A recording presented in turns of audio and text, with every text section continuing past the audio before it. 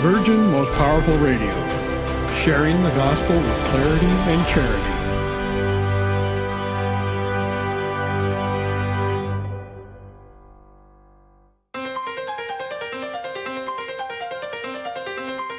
And now, Virgin Most Powerful Radio is pleased to present Hands-On Apologetics with renowned Catholic author and apologist, Gary Michuta.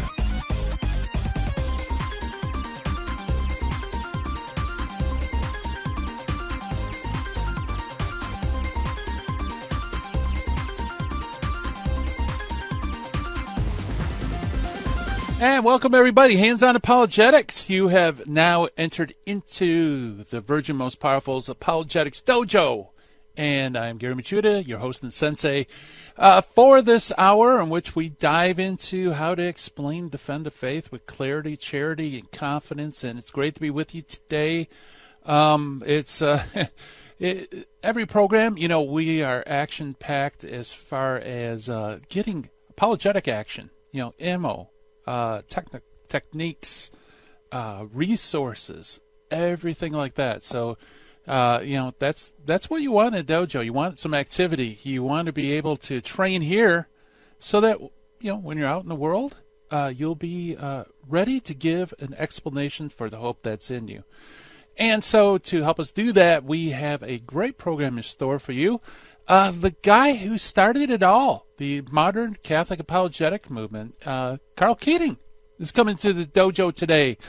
If you've been a long-time listener, Karl's been on the show a few times, and what we're doing is we're going through some of the apologetic classical works that are incredible. They're well-made, they're formative, they're helpful, because both Karl and I have used it in the field. But, they're not recent. They kind of fallen off the radar screen as far as modern books. And there's lots of great new books. But, you can't beat the classics, especially the older ones. And I personally think between the years 1890 and probably 1930, there is a gold mine of fantastic apologetic works, largely through Anglican converts. But today, Karl's coming on. We're actually not going to do something quite that old, but we're going to do a classic work and talk about Cousin's Handbook of Heresies. And I'm sure the discussion is going to go into heresies, both old and new. It's funny, there's nothing new under the sun, Ecclesiastes says, and that is so true, because it seems like the same errors keep resurfacing over and over. So Karl's coming up on the other side of the break, and let me give my shout-out to those watching live stream on Facebook and YouTube. Hello, everybody. Wow, thanks for the emoji explosion. Very colorful and very festive as well. I guess, we're in November. We're headed towards December. Why not get festive? Right? So, hey, welcome aboard, everybody, in the social media section of the dojo. And I also want to welcome all of you in the, not-so-social media of radio. So, radio, and also those watching or listening on podcasts, maybe watching on YouTube. I should mention that, too, is that you can get all the Hands-On Apologetic programs for free online. All you need to do is go to Virgin Most Powerful's action-packed, high-intensity website, which is virginmostpowerfulradio.org. Go to our shows. You can scroll down to Hands-On Apologetics or any of the other great shows, and you have access to all of them via podcast. You can share them with friends, tell people about it. You can also go to YouTube. We have a YouTube channel, Hands-On Apologetics YouTube channel. Do me a favor, subscribe. Let's start pumping up the numbers, because when the numbers go up, that means people start paying attention. And, there's just so much great things like, Karl Keating. When you get a chance to sit down and chat with Karl Keating, you can share this and have this available for other people. So please keep us in your prayers. Keep us, financially. We appreciate all your help. And also, but most of all, spread the word. Tell your friends, like and subscribe, do all that social media stuff. Because quite frankly, the sensei here is not really social media savvy. If you guys follow me on Facebook, you know that. How many times I forget to announce our guest. In fact, today I just realized I did not announce it on Facebook. Shame on me. But I will correct the problem after the program. All right. So also every show we do critical thinking skills to help us sharpen our intellects so that when somebody gives us an explanation that's not quite right or an objection that isn't very sound, we'll be able to kind of identify where the problem is and help correct it for them. And so every episode we have a finding of the fallacy. Today's finding of the fallacy is the KAFKA trapping fallacy. Okay, say that. KAFKA trapping fallacy. An unusual name, but I think you guys are already familiar with it, at least if you watch movies. And also we meet one of the early church fathers. Today's early church father is St. Peter CHRYSOLOGUS. And he's a very interesting father, and I got a couple of really great quotes from St. Peter. So, and I'll share them when we get to that section. And let's see. Oh, I also forgot to mention, if you have a question for Kyle, give us a call. Toll free, 888-526-2151. That's 888-526-2151. Or if you have a question, the Dojo mailbox is open and ready to receive any emails at questions@handsonapologetics.com, all one word, questions@handsonapologetics.com. We actually had a couple shows ago, we actually dove into the Dojo mailbox a little bit, but I didn't even scratch the surface. But never fear. Just because we don't always go to the Dojo mailbox doesn't mean I don't answer your emails. So I do try to answer all of them. And by the way, if I don't, just please email me and remind me, because it's quite possible that something nefarious happened to it. Perhaps my junk folder misidentified it or something like that. So, all right. Without further ado, why don't we jump into the finding the fallacy? Finding the fallacy, as I said, is the KAFKA trapping fallacy. The KAFKA trap is when you accuse somebody of something and the denial is taken as evidence that it's true. Okay, so when you accuse somebody of something in such a way that the denial actually ends up as evidence for the truth of the accusation. Here's a classic example. You drink too much. You're an alcoholic. Answer, no, I'm not. And then the response is, well, that proves it, because alcoholics always deny that they have a problem. That is a KAFKA trap, because there's nothing you can say that will exonerate you, because if you answer yes, I am an alcoholic, you admit it. If you answer no, I'm not an alcoholic, you admit it again. Or somebody might say, you strike me as a Vatican spy, sent to spy on us true Christians. And you say, well, no, I'm not a Vatican spy. They could turn around and say, aha, what else would you expect the spy to say than to deny it? Right? That is the KAFKA trap. And basically it's circular reasoning, right? It's a circular reasoning that's unfalsifiable. There's no way you can possibly deny something, because whether you agree or disagree, that will be taken as evidence that the assertion is true. How do you defeat the KAFKA trap? Why is it called KAFKA? It's after a famous movie producer whose last name is Kafka. Google it, you'll find out lots of movies. So that was from the Dojo. Thank you for that question. I was going to mention that, but I forgot. How do you defeat it? Well, it's very easy. The best way to defeat a trap like that is to point out the trap, right? I say, look, how in the world can I answer that? If I say yes, I'm basically affirming you. If I say no, I'm affirming you. So there is no way to falsify your accusation. And or another way you can do it is turn it into a question. Put the burden on them and say, how would you answer this? How can I answer this in the negative to show that I'm not an alcoholic, or I'm not a Vatican spy, or something like that. Put it, and then maybe they'll realize that really that whole accusation and the way they framed the question is rigged. And that's really what it is, a rigged question. All right, very good, folks. That is our finding of the fallacy for today, the KAFKA trapping fallacy. Let's jump to our Meet the Early Church Father for today, who is St. Peter CHRYSOLOGUS. St. Peter CHRYSOLOGUS was Archbishop of Ravenna, and he's a doctor of the church. And his surname, Christologus is to highlights his ability as a preacher. And that's something interesting because of all the things St. Peter did, he's best known for his sermons. About the year 830. Now, St. Peter Christologus was born sometime around 405 AD. He died around AD 450. In 830 AD, an abbot named Ganulus, I think that's how you pronounce it, was writing a history of the church in Ravenna. And he says that St. Peter, the church called him Christologus, that is the golden preacher, because of his eloquence. Now, because it's so late after the time of St. Peter, it's questionable whether or not he actually had that moniker while he lived as the golden preacher. So we can't verify whether Christologus was, used any time before 830. Maybe it was, maybe it wasn't. Let's see.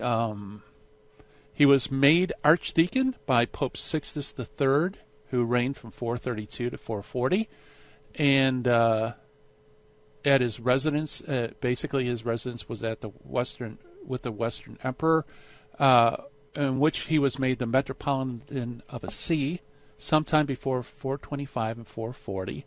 The probable date of his death is December 3rd, 450, which is actually, December's right around the corner. So the anniversary of his death is coming around. And the funny thing is that although he's known for his preaching, according to Jurgen's Faith of the Early Fathers, he wasn't very eloquent. At least the sermons aren't as eloquent as John Chrysostom. But nevertheless, he does make some very important theological points. And he is also our early church father for today. Coming up next, we're going to be chatting with Karl Keating about classic apologetic works. Stay tuned.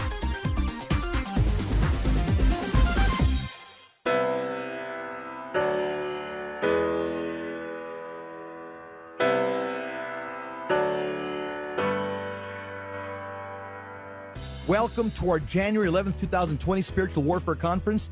Every year without fail, this is our most popular, well-attended event. This year's Spiritual Warfare Conference will host Adam Bly, a Catholic demonologist, and an auxiliary member of the International Association of Exorcists, along with Dr. Luis Sandoval, a psychiatrist who's part of the Healing, Deliverance, and Exorcism team for the Diocese of Orange. These two gentlemen bring tons of experience and expertise in the area of spiritual warfare. This is going to be a high-information Catholic seminar.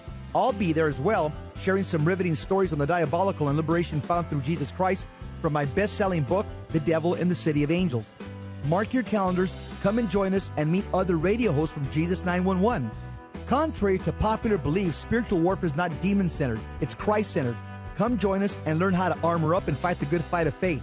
Catholics, wake up. Don't hit the snooze button. Join us at St. Christopher Catholic Church, 629 South Glendora Avenue, West Covina, California, on January 11, 2020. See you then. Strength and honor in Jesus' name. In 1 Corinthians 13:13, St. Paul says, "So there abide faith, hope, and love, these three." According to St. Ignatius of Antioch, faith is the beginning and love is the end. And God is the two of them brought into unity. Then comes everything else that makes up a Christian. May God grant that we may attain all the virtues that make for authentic followers of His Son.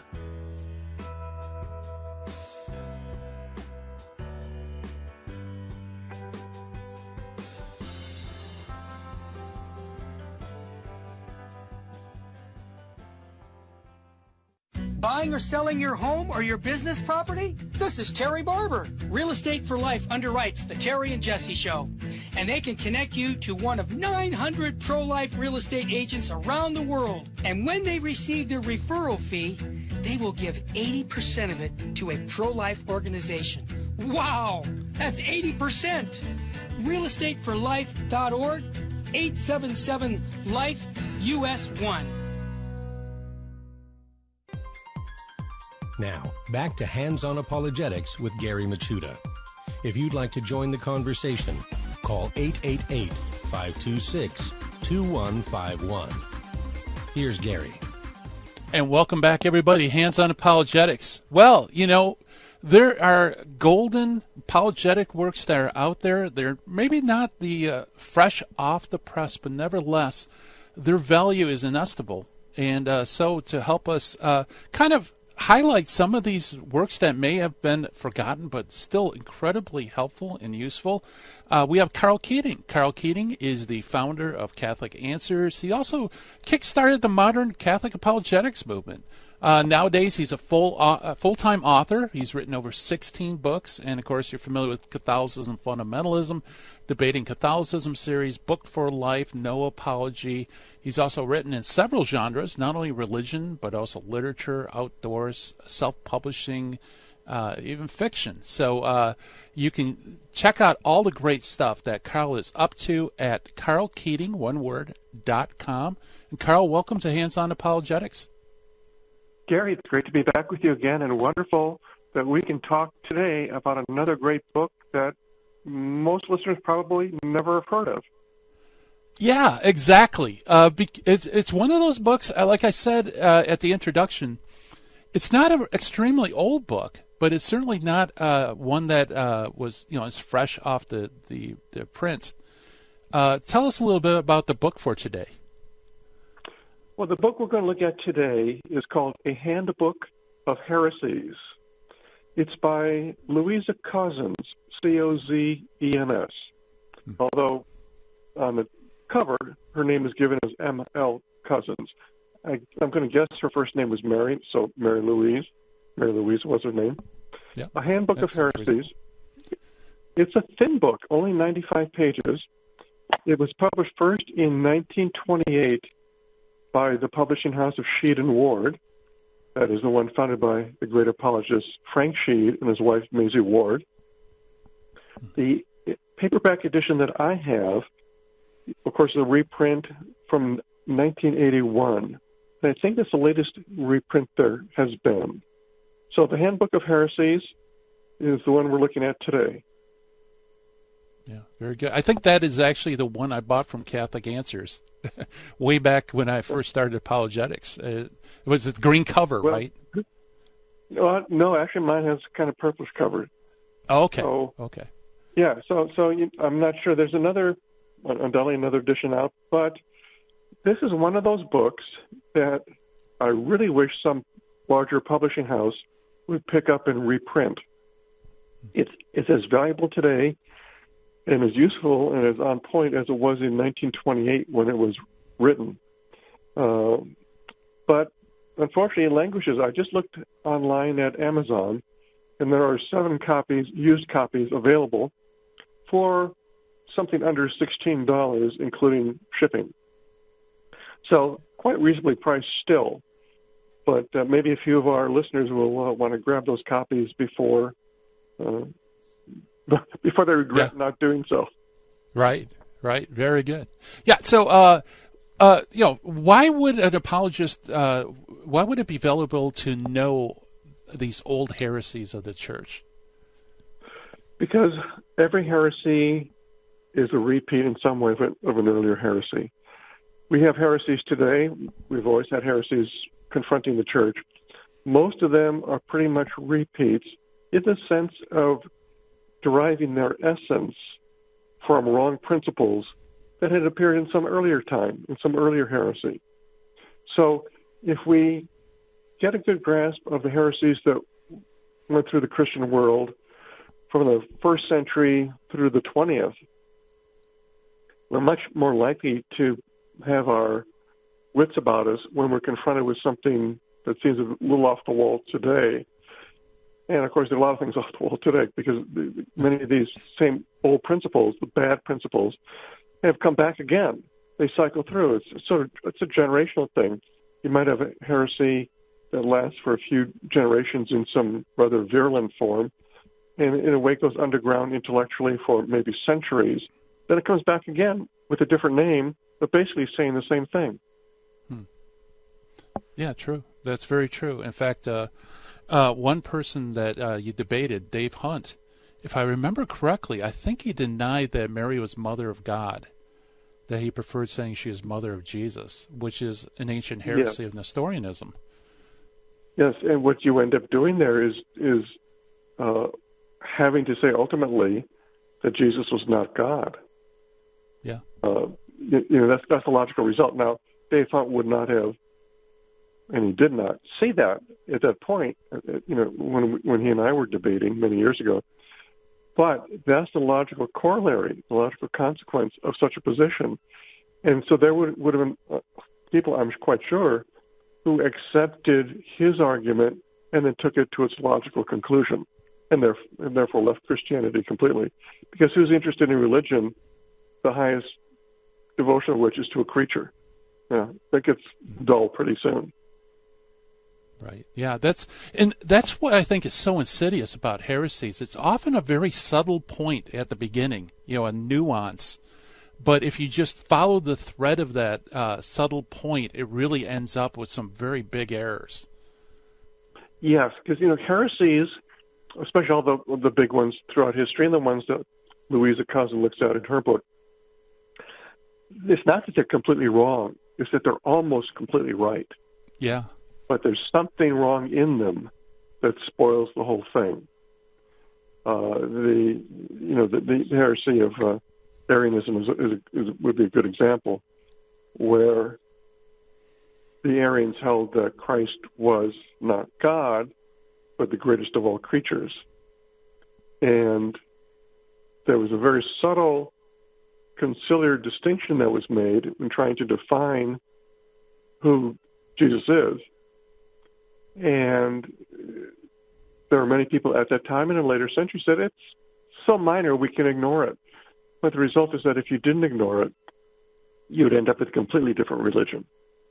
Yeah. Yeah, wasn't it a difference of 1 iota, right? Yeah, in Greek, the term that was in dispute or in being considered at the Council of Nicaea in 325 was homoiousin or homo-ousin. Homo, H-O-M-O-I, for homoi, H-O-M-O, homo. Homo in Greek means the same or like. I mean, the same thing, equal. Okay. Homoi means like or similar to. And the any part of the word, ousion, is substance. So the question is, or was the second person of the Trinity of like substance or of the same substance as the first person? So was the second person precisely God to the same degree that the first person was? Or was he just similar to God in certain ways? And the Arians held that he was like God in his substance, that is, in the essence of what he was. But that's as far as they would go. And their argument then and before the council and after was that we can bring everybody under a big tent because we can all agree that the second person has to be like the first person. Mm-hmm. And so let's settle on that. Well, the council saw the errors of that danger. And it insisted that the only proper thing to say is that the second person was of the same substance as the first person. And that preserved the teaching of the Trinity, of the Godhead. And as Louisa Cousin mentions here in the book, had the council, it's not possible that it would have erred this way, but had it decided that the second person was only like the first person, we'd have ended up with quite a different religion.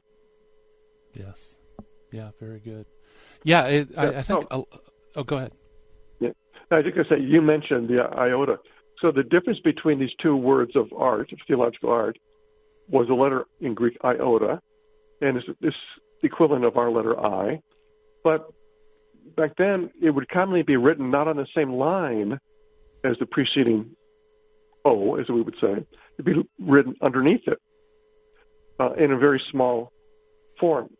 So it became truly the smallest letter of the alphabet when written that way. So often, so small that the copyist could even miss it when he's copying a word and copy a word incorrectly. So the thing was that the world convulsed itself over something as trivial as an iota, making a mountain out of a molehill, as we would say. But It made all the difference in the world. Yes. Yeah, that's true. And there was a lot of force behind the Arian, like God, because pagans were more than happy to say that the Son was like the Father, because that's kind of like their pantheon of gods. They're like the Eternal One, and so there probably was a lot of pressure to accept the more ambiguous term without the iota.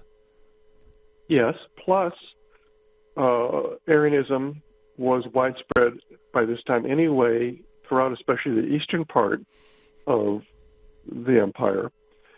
And there were many bishops and especially political figures who endorsed it. So it turned out to be a tremendously big problem, lasted more than a century in confusing the church. It was a disaster in terms of religious history. But on the surface, it seemed like such a small thing, just a small difference of understanding. But it made such a large difference. And so that's what we find often with heresies throughout the history of the church. A small difference in understanding results in a big change. It's kind of almost like a physicist, or might say, like using a lever. With a lever, you can put a small force down at one end and it lifts up a big object at the other end. And a small difference in understanding of Christianity can result in a gigantic change in how one lives or understands the faith. Yeah, very good. Yeah, that's so. I mean, there it is in a nutshell. Why it's so important to remember these heresies, because those subtle differences. It's funny how they just keep recurring over and over throughout church history, like you said. They do. I mean, you talk to even an average Christian today, tried to get him to explain exactly who Jesus is, and many of them, especially the liberal churches, will actually default to Arianism, although they don't understand the word, never heard of the word, because they'll just say that, he's a great prophet, great teacher, and so on. They don't get to the nub of the matter, which is that he's God. And what does that mean, to be God? But when you don't get further than he was a great social influence and exemplar, then you're actually back to Arianism, because what you're really saying is that he's not God, and all that would imply. He's simply the best of all men who ever lived. And then that has certain consequences when you believe that. So really, it's Arianism that's simply come back, but nobody uses the term for it. Yeah, very good. In fact, it's funny you mentioned that. The Jehovah's Witnesses had a book, The Greatest Man Who Ever Lived, which are modern Arians. Well, Karl, I hear the music coming up. We're chatting with Karl Keating about apologetic classics, and today's classic is M.L. Cousins' Handbook of Heresies. More on the other side of the break. You're listening to Hands On Apologetics.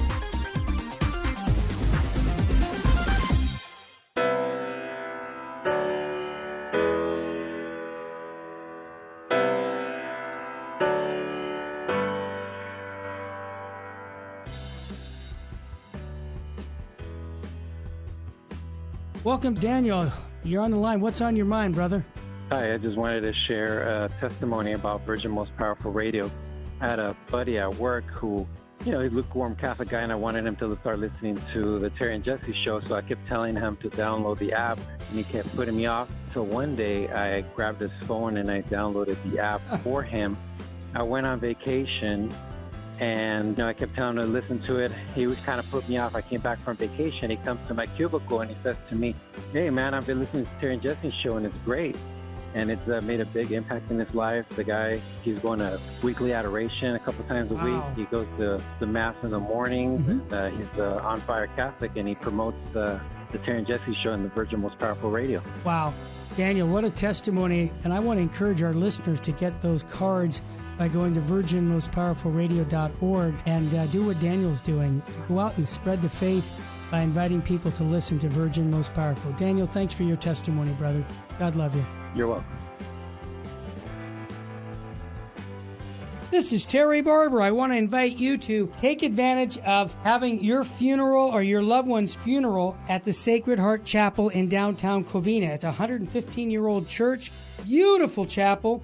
And all you got to do is call me at 661-972-7872, and I'll personally make the arrangements with your mortuary to have your funeral or your loved one's funeral here at Sacred Heart Chapel. You won't regret it. 661-972-7872. God love you.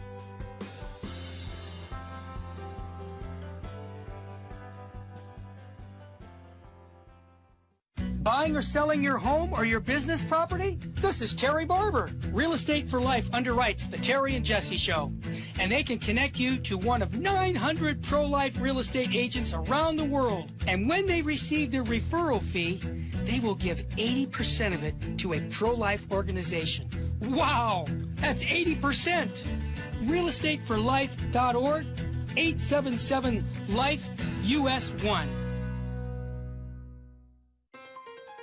This is Jesse Romero. You're listening to Hands-On Apologetics with Gary Machuda on Virgin Most Powerful Radio. And welcome back, everybody. We're chatting with Master Apologist Karl Keating and going through classic apologetic works. And today's work is definitely a classic. It is M.L. Cousins' A Handbook of Heresies. See if you can find a used copy, because it's certainly worth it. Karl, as an author, what impresses you about this work? I think chiefly the concision. As I said, it's only 95 pages long. She devotes maybe 5 pages or so per heresy, maybe even 3 for some of them. So she puts in short compass a good understanding of each of these 16 or more heresies that she looks at. And I think that that's a great advantage, especially for those who want to begin to understand what heresies are and need a good overview. Obviously, a book like this is not intended to be an in-depth study of any one of these heresies. But the good thing about it is that for a couple evenings reading, you can get enough of an overview, bird's-eye view of heresy in general, that your antenna now will begin to go up and be sensitive to the existence of equivalent problems in our own time. So I think that's one of the advantages of a book like Cousins' Handbook of Heresies, is that it's a good introduction, and it's also very accurate. And she's able to put in a few words the essence of these very problematic beliefs. Yes. Yeah, I absolutely agree with that. The scope and the brevity, together. That's really impressive. She covers 18 heresies, the last one being modernism, which begins on page 89. I mean, like you said, the concision is remarkable. Yeah. I should tell a little bit, I think, about the background of the book. Because, again, I'm sure our listeners have not heard of Louisa Cousins. And, again, her last name is spelled not as the word cousin, but as C-O-Z-E-N-S. So when you look for your used copy online, you want to enter C-O-Z-E-N-S. I mentioned she was a friend of Frank Sheed and Maisie Ward, who published her book in 1928. And in his autobiography, The Church and I, Frank Sheed briefly described his relationship with Louisa Cousins. Now, they had all been part of the Catholic Evidence Guild in London. In the 20s, Frank and Maisie were basically the leaders of the guild. They had not founded it, but they were the leaders. And Louisa Cousins was a member. And I'll give you, it's a longish paragraph, but let me read it, because I think it's an interesting take on the guild and on her. So she said, "We talked theology with one another all the time. At the meal, we ate together before the class." Now, the guild was giving classes on how to do apologetics. So we ate together before the class, on our way to and from the outdoor meetings. Some of us spoke at 4 or 5 meetings a week. A powerful theological influence was one of the speakers who earned her daily bread scrubbing floors. Louisa Cousins had as gifted a theological mind as I have met. She had only a primary school education, but had read and thought and lived theology. From her, I first heard Boethius' definition of person, quote, a complete individual substance of a rational nature, unquote.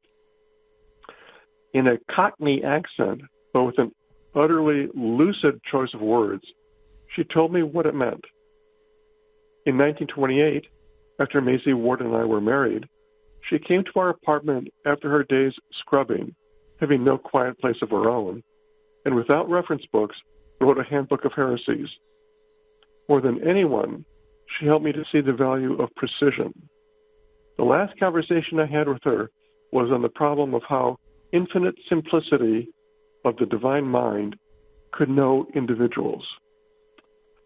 So what really struck me here is that here's Louisa Cousins, never got past primary school, made her very modest living by scrubbing other people's floors, and she writes a book that I certainly would have been proud to have written.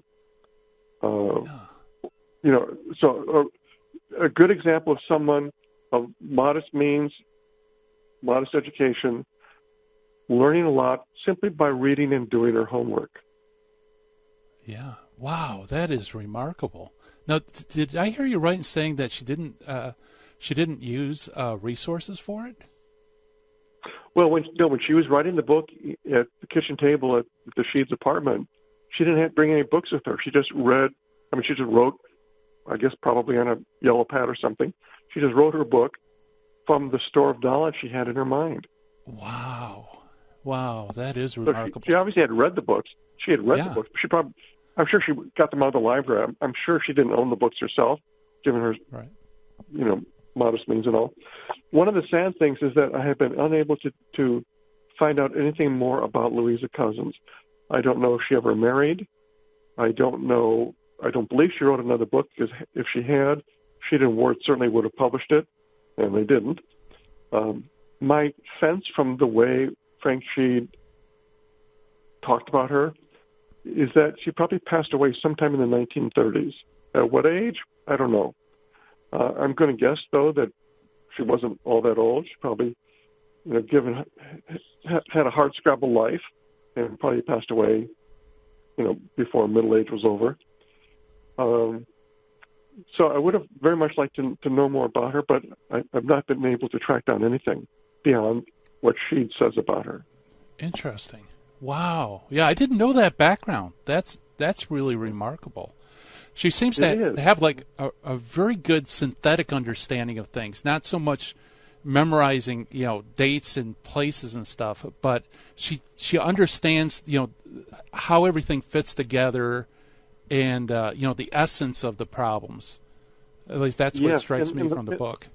Yes. You read the book and you get that idea that she not only read widely on each of these heresies, she's been able to take what she's written and compress it into the chief nuggets to present it to third parties such as us.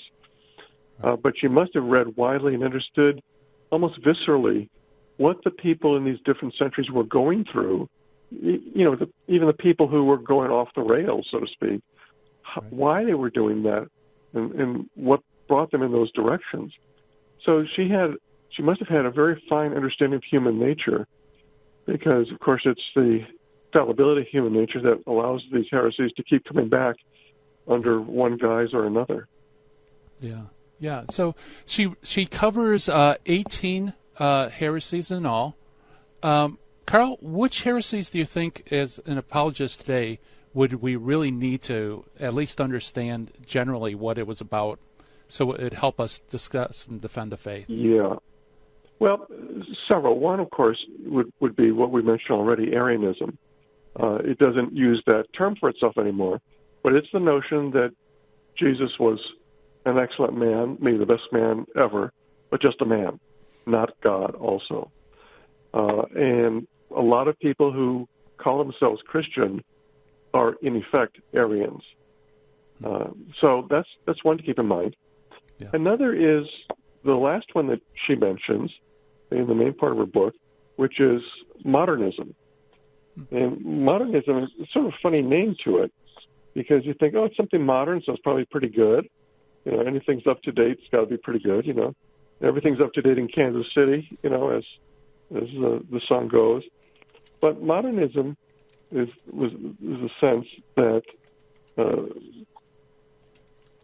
truth, religious truth, actually can change over time, and that we need to be perceptible to that. So what was true maybe at one time actually isn't true any longer, and we need to modify our beliefs and actions accordingly. So it's a very insidious thing because it does away really with a sense of truth at all. Because if you think about it, if something is malleable in its meaning, if it can change from one thing to another, is it ever true at any point? Isn't truth something that's fixed? 1 + 1 is 2. It's never 3. It's never, But if it can become 3, then was it ever 2? And that's the kind of problem you get into with modernism. So that's a heresy we still see today, of course. It most famously was addressed by Pope St. Pius X a bit over a century ago, but it's still around with us. The third from the last main chapter she looks at is Protestantism. So, of course, every branch of Protestantism has heretical elements within it. That's why those branches are not Catholicism, because they've gone off one side or the other.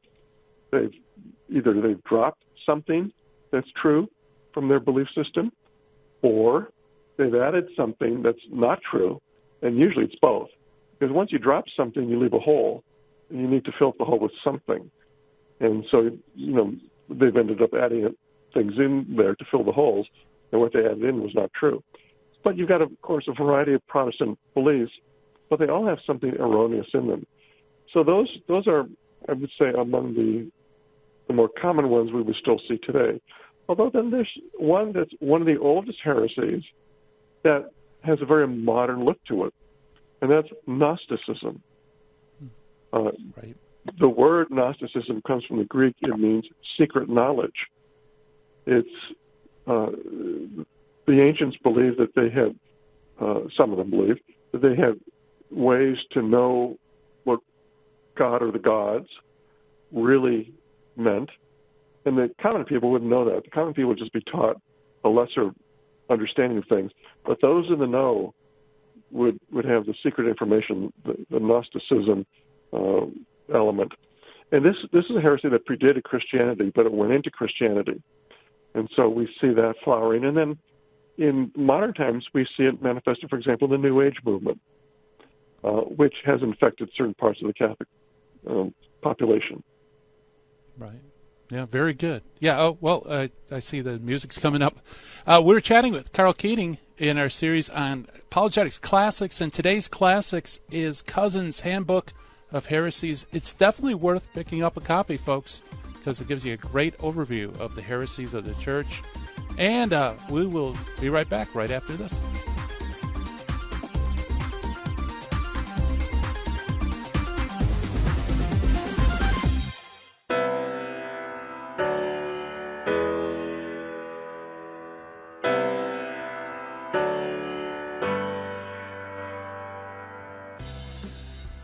This is Jesse Romero. And I'm Terry Barber From the Terry and Jesse Show. And we invite you to listen to the Holy Hour of Power, High Energy Catholic Radio. We're two Catholics with a PhD in common sense. We're on Monday through Friday on Virgin Most Powerful Radio. What we're going to give you is masculine Catholic teachings on the faith. We say we're too inspired to be tired, we're too protected to be dejected, and we're too renewed to be subdued. Why? Because we believe in Jesus Christ and His bride, the church, and we will take each issue of the day and show you how the Catholic Church has the answer for our culture. What we really do is bring men back into the Catholic Church, which is about time to do. We want men to be leaders in their Catholic faith so that they can bring their family to heaven. Our program is not right versus left, it's right versus wrong, and our program is where Catholicism and culture intersect. It's High Energy Catholic Radio. We're going to inspire you to fall deeper in love with Jesus Christ and His bride, the church. The Terry and Jesse Show on the Virgin Most Powerful app. Leviticus 11:44 says, "Consecrate yourselves and be holy, because I am holy." St. Vincent Pallotti said, "You must be holy in the way God asks you to be holy." God does not ask you to be a Trappist monk or a hermit. He wants you to sanctify the world and your everyday life. May God show us the path to holiness and help us to follow it all the days of our life.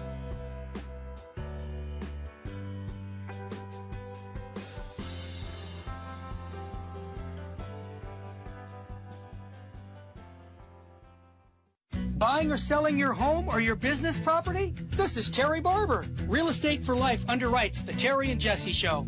And they can connect you to one of 900 pro-life real estate agents around the world. And when they receive their referral fee, they will give 80% of it to a pro-life organization. Wow! That's 80%! realestateforlife.org, 877-LIFE-US1. Now, back to Hands-on Apologetics with Gary Machuda. If you'd like to join the conversation, call 888-526-2151. Here's Gary. And welcome back, everybody. We are chatting with Karl Keating about the classic work, Handbook of Heresies by M.L. Cousins.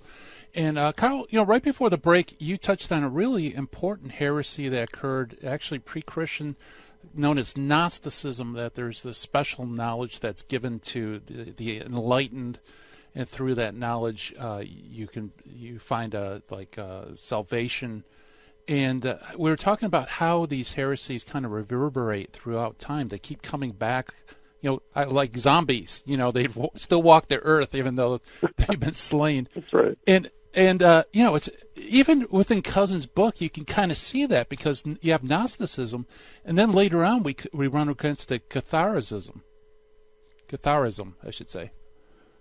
Yeah, that was a medieval heresy that was very similar in certain ways to Gnosticism, and it manifested itself especially among the Albigensians in France. So the Cathars were divided into a lot of different sects.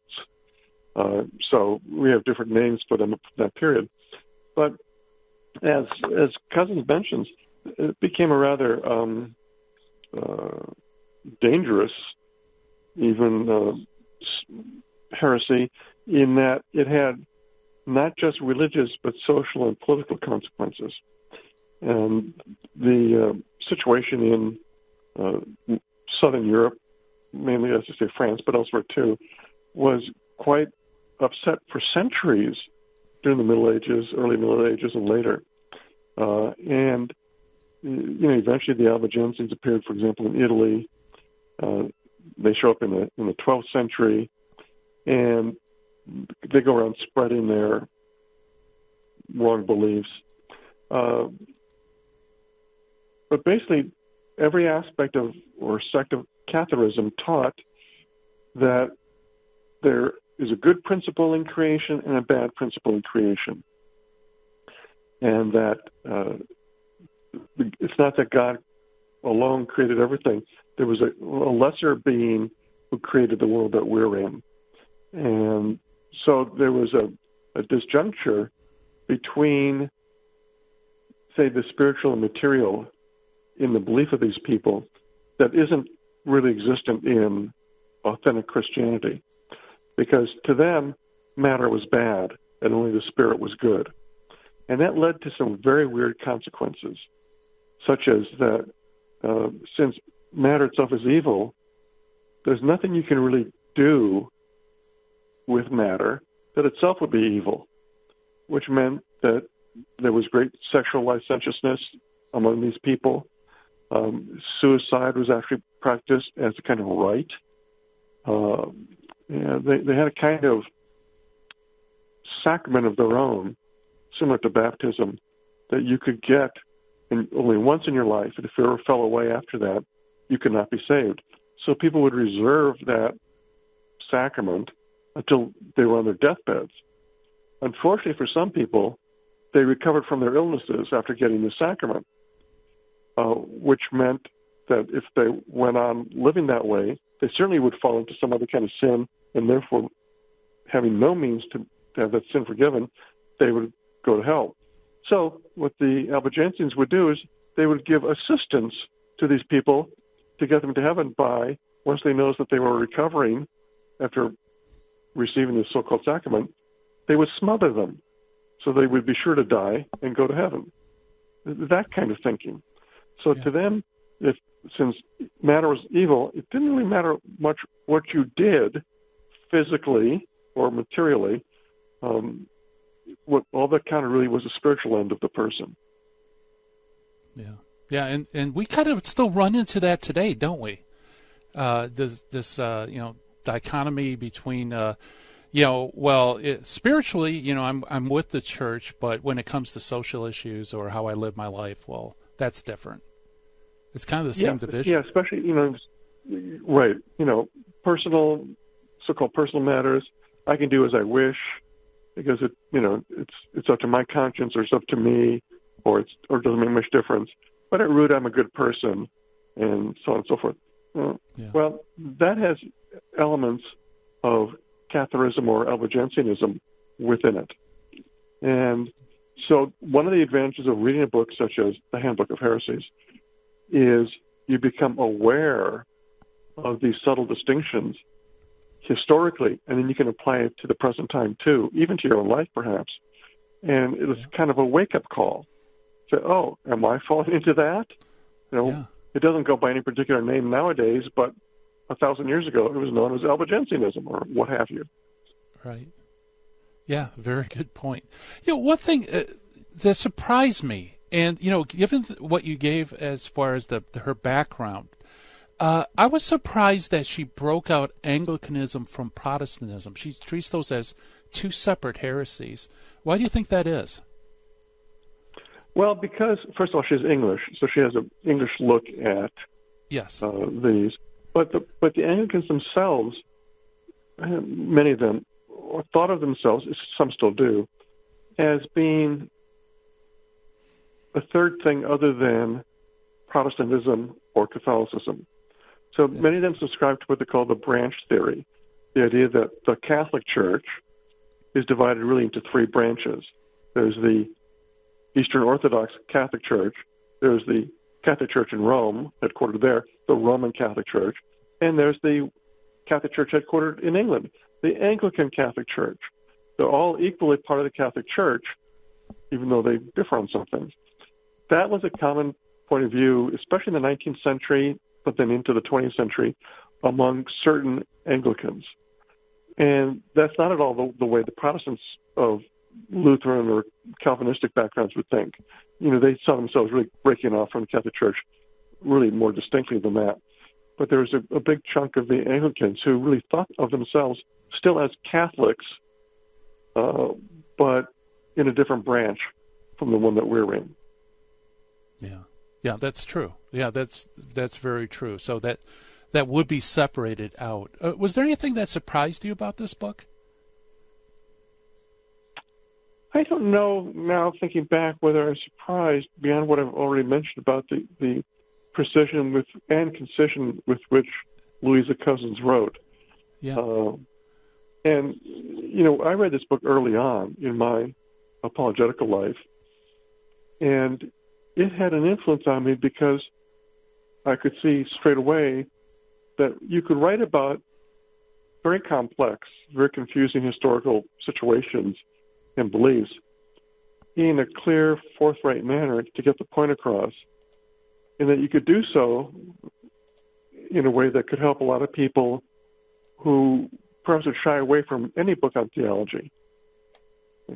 So, in a way, it was kind of shot in the arm for me to come across this book because I saw possibilities for my own potential writing at that point. Yeah. Yeah, that's good. And that's something I need to pay attention to as well. The other thing that benefited me, I've read this years ago, but it keeps benefiting me over the years, is in a way these heresies kind of outlined the history of the church. It's, all the early church fathers, they all fit within these controversies that she lays out. Yes, because, sometimes people say, why didn't the church on day one simply define everything, lay it all out, infallibly taught, and be done with it? Well, actually, we don't know why, but that's not the way Christ set up the church.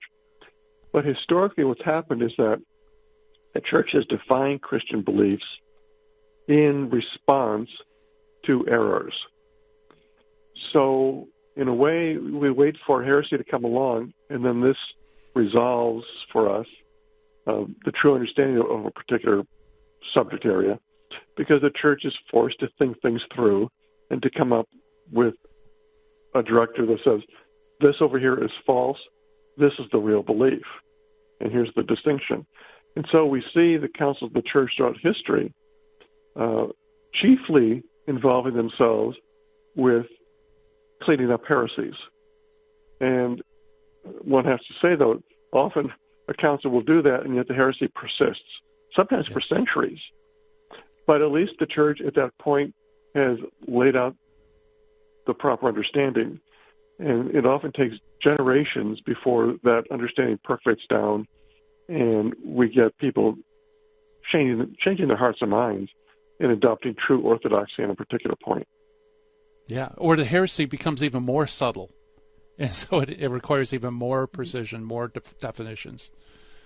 Yes, it does. And sometimes it'll pop up later with some different guise, some different name. Human nature doesn't change. So it shouldn't be surprising that heresies, misunderstandings, confusions keep coming back through different generations. You get the idea with the Arians that Christ was the best of all men, but just a man, not God.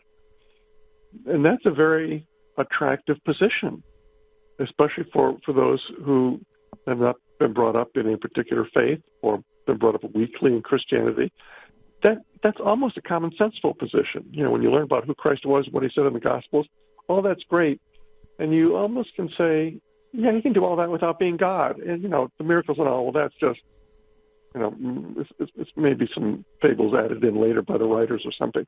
So there's a kind of logic to that. But that kind of attitude toward the faith keeps recurring over the centuries. So it's good for us to understand the big examples of those errors and how they were dealt with by the church and how, before they were dealt with completely, these things often disrupted society and threw people into great confusion. It's good for us to understand that so we can be aware today of similar problems. Yeah, very good. Yeah, well, I can't believe the hour has flown. Well, where can people go to access some of the classics that you've written? Well, they can go, of course, easiest to Amazon. All they need to do is put in my name and all my books will pop up. So that's the easiest way to do it. And again, I want to note that I did find at Amazon a few copies of Louisa Cousin's Handbook of Heresies. So those who might be intrigued by today's conversation might want to pick up her book in addition to some of mine. Yeah, absolutely. Yeah, very good. And and KarlKeating.com as well. Check that out. Indeed. And all right. Well, thank you so much, Karl. This has been a lot of fun. It has been. Always is. Thanks, Gary, for having me.